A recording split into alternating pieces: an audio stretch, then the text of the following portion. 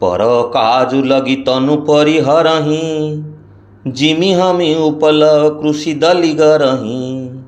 बंदऊ खल जस शेष सरोसा, सहस बदन बरनई परदोषा।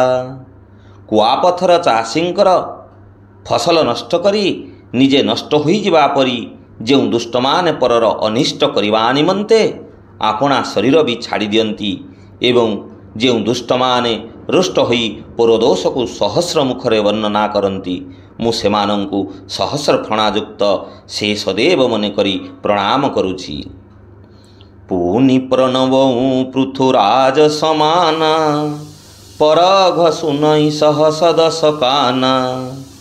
बहुरी शक्र सम बिनबऊ तेहि, संतत सुरानिक हित जेहि। बचन वज्र जेहि सदा पियारा, सहस नयन पर दोष निहारा।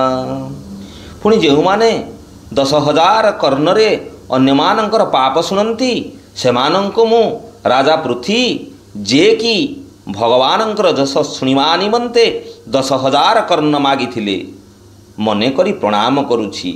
पुनश्च सेहि दुष्टमानंको इंद्र परि मानि मु विनय करुछि, कारण इंद्रंको सुरानील अर्थात देवसेना प्रिय एवं दुष्टमानंको मध्य सुरा बा मदिरा नीक अर्थात भल लागे।